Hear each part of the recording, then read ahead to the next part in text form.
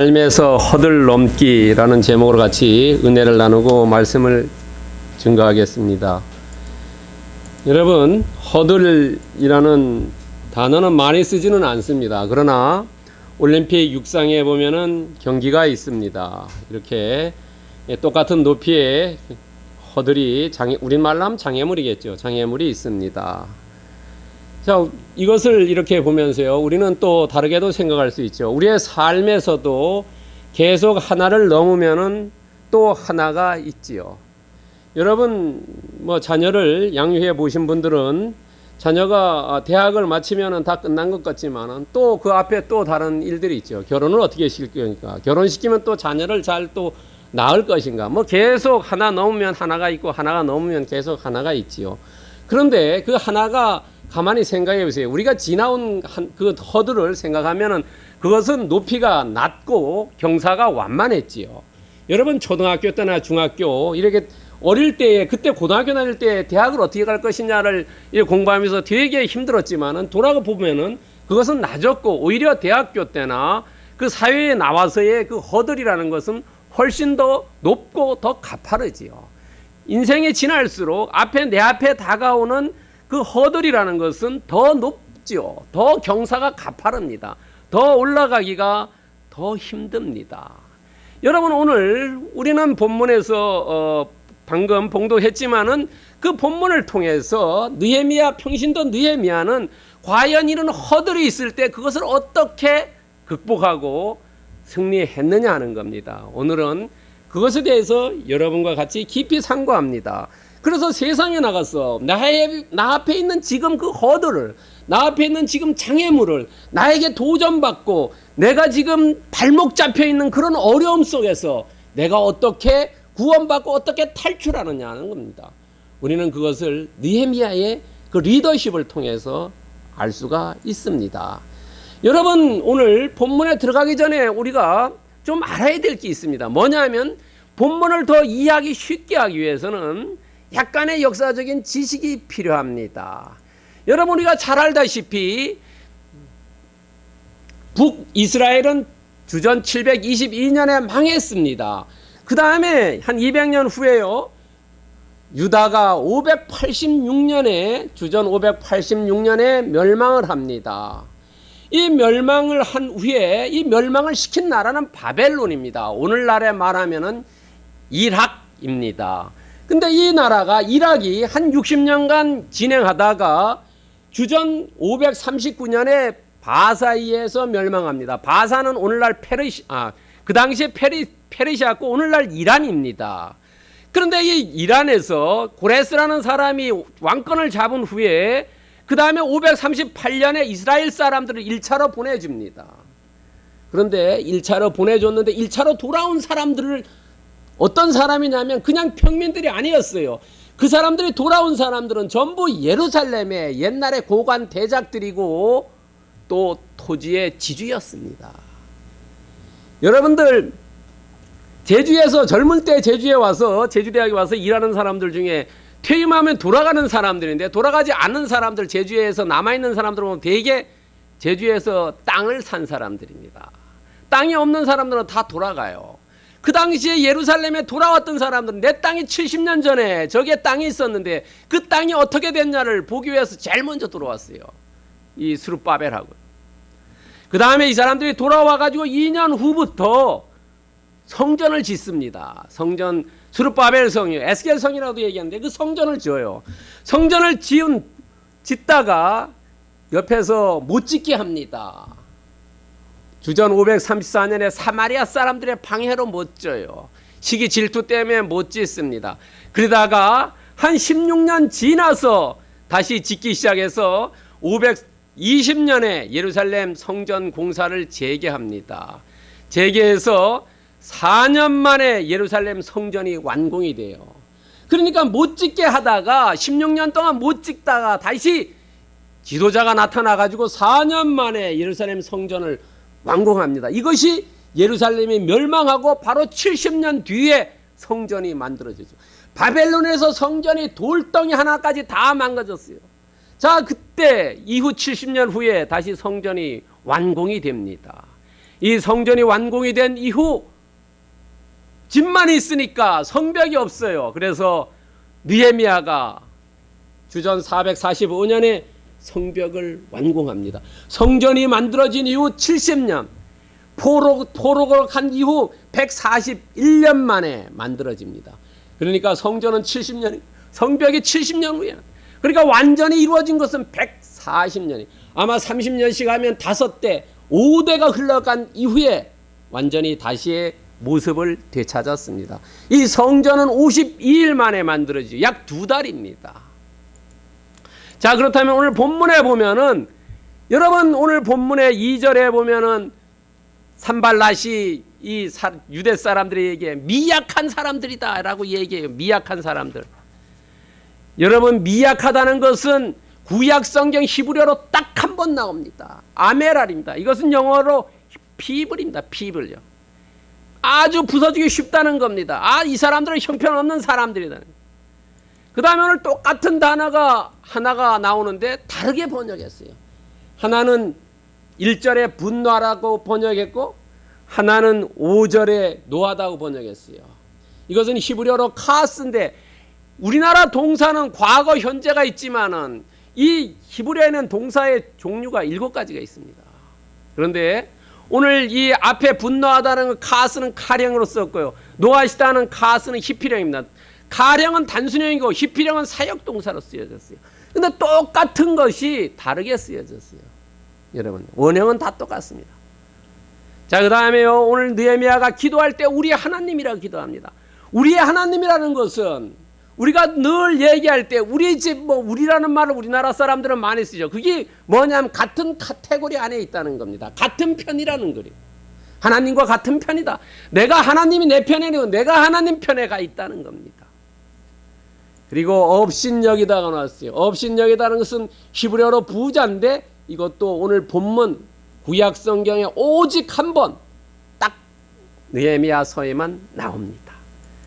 그리고 오늘 기도에, 아까도 제가 말씀드린 대로 기도를 보면은 느헤미야는 우리라는 단어를 몇 번을 썼습니다. 그리고 그 대칭으로 반대편에 있는 사람들을 뭐라고 썼냐면 그들이라고 썼어요.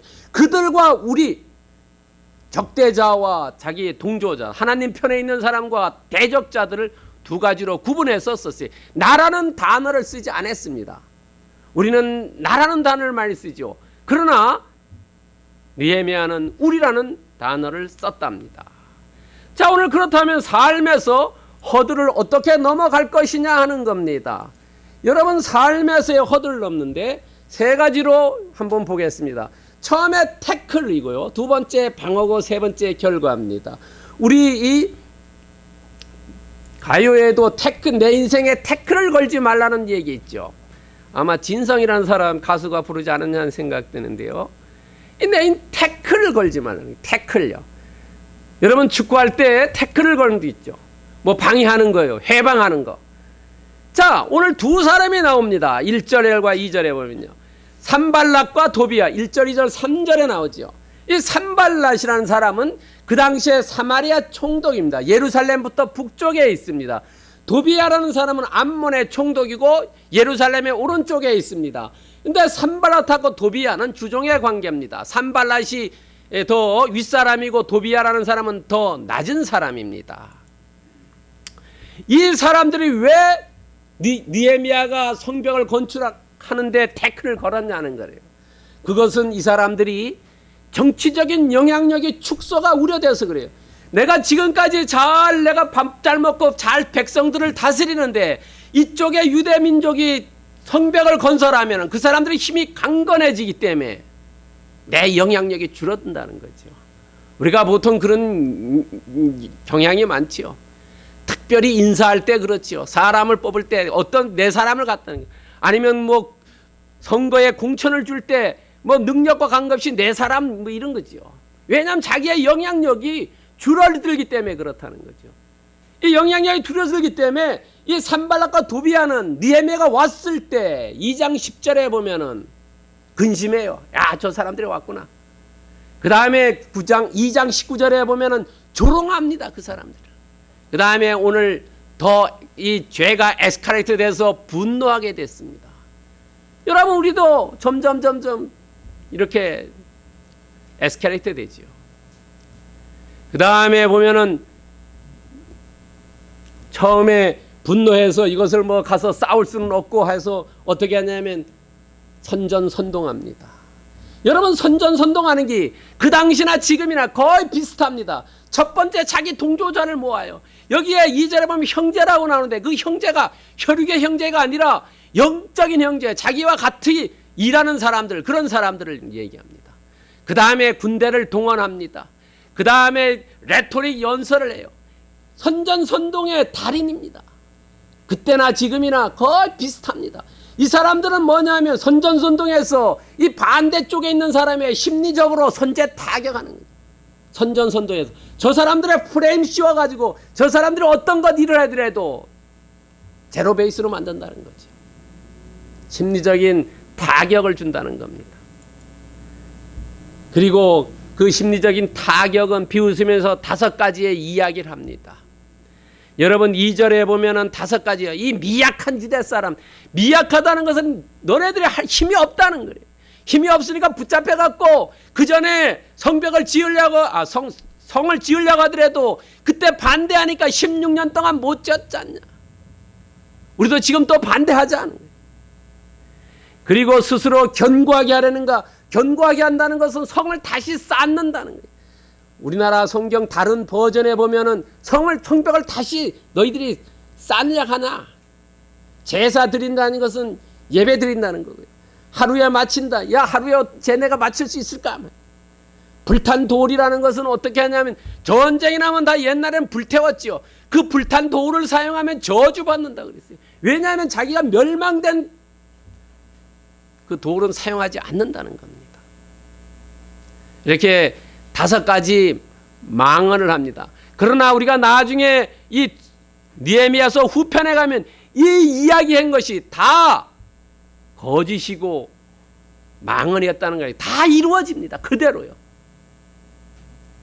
그리고 옆에 있던 이 산발렛의 부하인 도비야가 또 맞장구를 치면서 막말을 합니다. 여우가 올라가도 무너질 것이다. 그 당시에 가장 가벼운 동물이 여우였습니다. 그 사람들이 인식하기는. 왜냐하면 여우가 그 성에 올라가더라도 무너진다는, 가장 그 가볍다고 생각하는 그 동물조차 올라가면 무너진다는 역대급 막말을 통해서 산발렛은 아부하고 유대인들에게는 막말을 하지요. 여러분, 이 사람들이 왜 이렇게 했습니까? 자기의 정치적인 영향력이 축소 우려되기 때문에 그렇다는 거죠. 여러분, 예수님도 어땠습니까? 예수님도 재판정과 십자가상에서 비웃음을 당했지요. 재판받을 때 홍포를 입히고 가시 면류관을 씻기고 사람들이 비웃고 뺨때기 때리고 침 뱉지 않습니까? 십자가상에서도 강도한 사람에게 비웃음 당하지요. 그러나 어떻게 됐습니까? 그러나 예수님은 부활해서 승리하셨지요. 여러분, 우리 삶에서 내가 정말로 다른 사람에게 피해 주지 않는데 다른 사람이 태클을 건다든가 다른 사람이 내 발목을 잡는다든가 다른 사람이 방해하면은 그것은 나중에 그것이 그 사람에게 돌아간다는 겁니다. 여러분, 태클을 정당하지 않으면은 그것이 결국 돌아간다는 거죠. 여러분, 오늘 4절에 보도죠. 그들이 욕하는 것을 자기의 멀리에 돌리사라고 얘기해요. 그런데 우리가 이렇게 태클을 받을 때 우리는 이 산발랏처럼 분노하지 말아야 된다는 거지요. 여러분, 시편 37편 8절에 보는 분을 그치고 노를 버리며 불평하지 말라 오히려 악을 만들 뿐이라는 거예요. 우리가 분노하면은 그 분노로 인해서 오히려 악을 만든다 그러죠. 여러분, 자동차 사고 났을 때 처음에는 뭐 얘기하다가 뭐 나중에 보면 어땠어요? 본말이 전도되지요. 왜? 서로 분내다 보면 뭐가 뭔지도 모르고 잘못 분내다가 오히려 피해자지만 손해보는 경우 있죠. 6대4가 되든지 3대7이 되지. 원래는 1대9라면 분을 내면은 오히려 악을 만든다 하는 겁니다. 여러분 전도서 7장 9절에 보면은 이 현대인 성경을 보면 성급하게 화내지 말라. 그것은 바보들이다. 분내고 화내는 것은 바보들이 하는 짓이라는 거예요. 똑똑한 사람은 분내거나 화내지 않는다는 겁니다. 여러분 우리 자신을 한번 되돌아봅시다. 나는 과연 어떤 나는 화를 내고 분을 내어서 바보 해가지고 손해만 보지 않았냐는 거예요.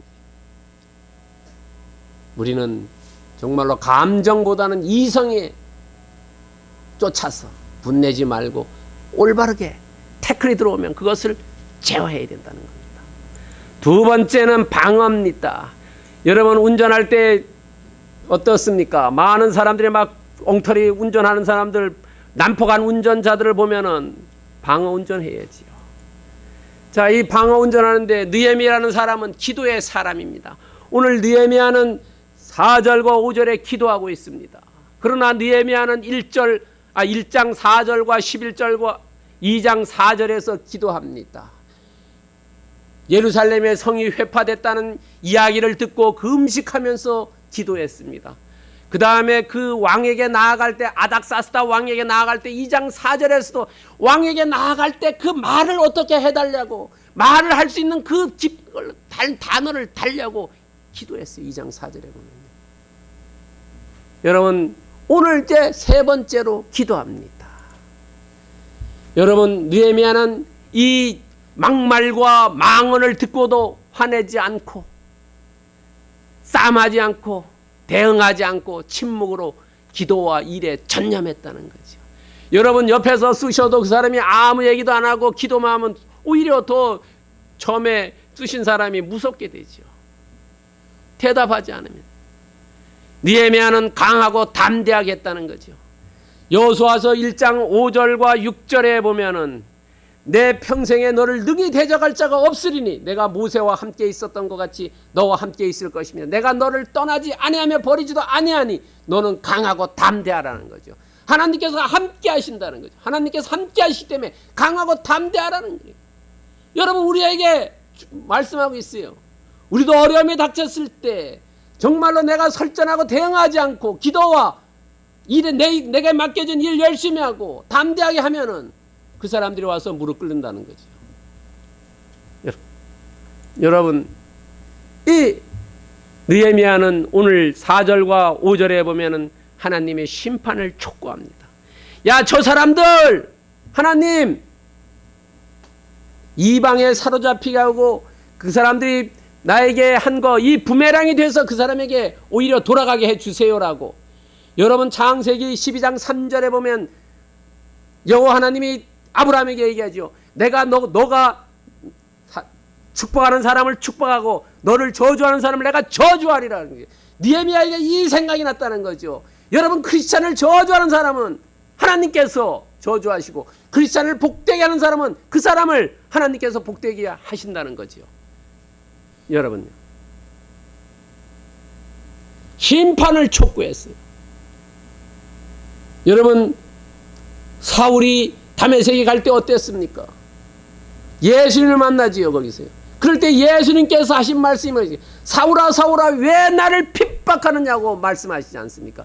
사울이 예수님을 핍박했어요. 만나지도 않았어요. 그러나 예수 믿는 크리스찬들을 박해하는 것이 곧 예수님을 박해한다는 거죠. 오늘 느헤미야를 박해하는 이 산발락과 도비아는 여호와 하나님을 박해하는 거죠.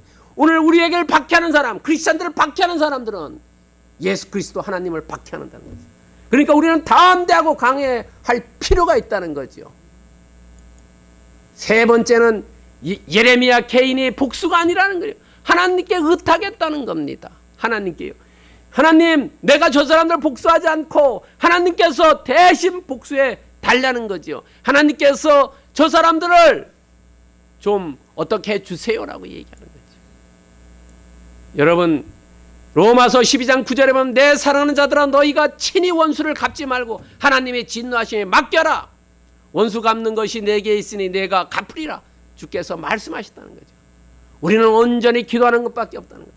하나님에 대해서 우리가 직접 그 사람 의뢰하는 거지 우리는 내가 원수 갚지 말라는 거죠.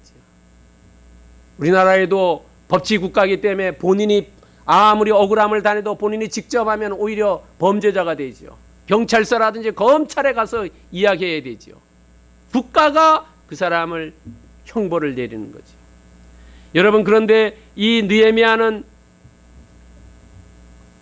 마지막에 5절 마지막 기도에 보면은 건축하는 자 앞에서 줄을 놓아시게 하였대요. 줄을 놓아시게. 이 사람들이 크리스천이 하는 느헤미야가 하는 성벽 못 짓는 것을 방해하는 것은 우리를 욕하는 게 아니라 하나님을 분노하게 했다는 겁니다. 여러분, 1절에 산발랏이 분노한 것이 결국 누구에게 분노했냐? 하나님에게 분노했다는 거죠. 하나님께 분노했다. 시편 74장 18절에 보면 여호와여 이것을 기억하소서 원수가 주를 비방하며 우매한 백성이 주의 이름을 능욕했다는 겁니다. 여러분, 하나님을 비방한 거라 능욕한 사람은 우매한 백성이라는 거죠. 우매한. 이 산발락과 도비야는 우매한 백성이라는 거죠. 자기의 권력 유지에만 혈안이 되어 있는 사람이라는 겁니다. 느헤미야의 오늘 이 모습을 보면서 느헤미야는 기도 외에는 1절 말대응했다는 거죠. 우리에게 시사하는 점이 있습니다. 우리가 만약에 나에게 발목 잡고 나를 못 살게 하고 회방하고 방해하는 그런 사람들을 우리가 어떻게 할 것이냐. 내가 그 사람과 설전하고 맞대응하면은 내 마음이 상하고 시간을 뺏기고 내 일에 소홀하게 된다는 겁니다. 여러분, 그렇지 않습니까? 마음에 상처받지요. 그 사람과 싸우느라고. 내가 안 한 것을 막 엉터리로 막말과 망언을 일삼으니까 그 틀렸다 하면서 얘기하니까 내가 마음에 상하고 또 내가 그 사람과 싸움하고 맞대응하느라고 대꾸하느라고 시간 뺏기고 내가 그 시간에 내 일 못하니까 내 일을 소홀하게 되겠다. 그러니까 느헤미야는 맞대응 차절했대. 우리에게도 이거 시사하는 말입니다. 우리도 나에게 발목 잡고 회방하고 방해하는 이런 세력들에게 기도하고 이 내일의 전념에 이 사람들과 맞대응하는 거라 반응하면 안 된다는 겁니다.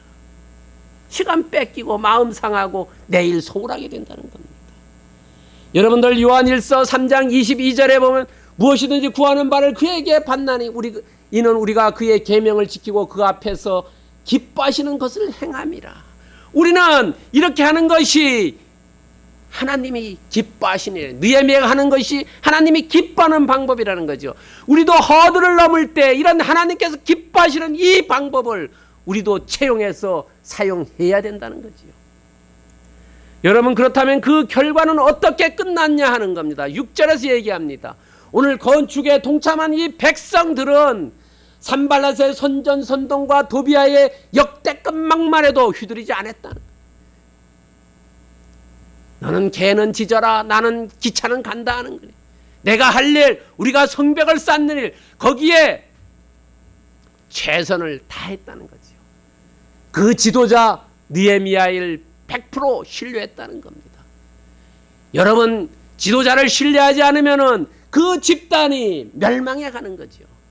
잘못된 지도자든 올바른 지도자든 그 지도자가 하는 때까지는 믿어야 된다는 거죠. 신뢰해야 된다는 거죠.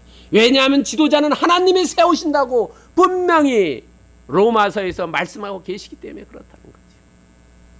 여러분, 이 백성들은 그렇게 막말과 이래서 동요될 수 있었지만은 우리의 지도자 느헤미야의 리더십을 100% 신뢰했다는 겁니다.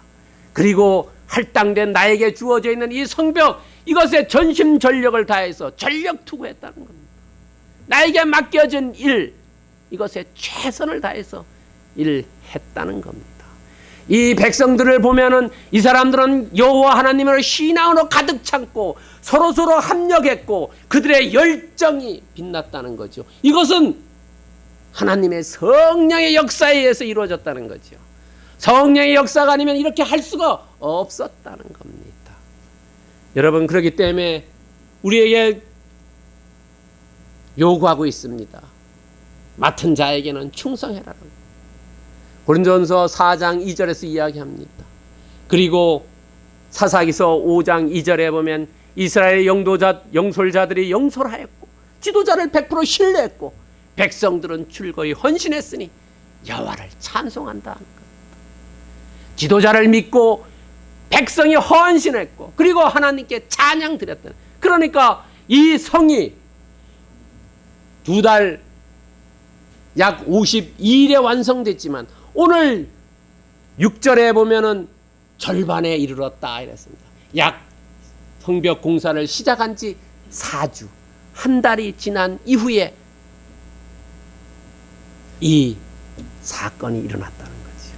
그렇지만은 그것을 이 사람들이 넘어갔고 극복했고 승리했다는 겁니다. 그렇다면 오늘 본문 메시지를 통해서 우리에게 어떤 것을 주고 있느냐? 여러분, 느헤미야는 성벽을 쌓았습니다. 그러나 우리의 삶에 보면은 나에게 허들이 있는데 이 허들이 다른 사람의 비웃음거리도 되고 업신여김도 되고 모욕거리도 되지만은 이럴 때 사람들이 내 발목을 잡고 나에게 방해하고 회방하고 핍박하고 박해하고 저항할 때에 나는 어떻게 대응하고 대처해야 되냐? 기도와 행함, 그것밖에 없다는 겁니다. 여러분, 기도와 행함은 선으로 악을 이기는 겁니다. 로마서 12장 21절에 보면 선으로 악을 이기라. 그리고 악으로 악을 갚지 말라는 거죠. 대꾸하지 말라는 거죠. 설전하지 말라는 거죠. 그렇게 하면 같이 파이팅 싸움밖에 일어나지 않는다는 겁니다. 악으로 대하지 말고 그리고 선을 행하면 때가 이르면 승리하리라고 갈라디아서 6장 9절에서 우리에게 약속하고 있다는 겁니다. 여러분, 그렇다면 우리는 어떻게 이것을 삶에 적용할 것이냐는 겁니다.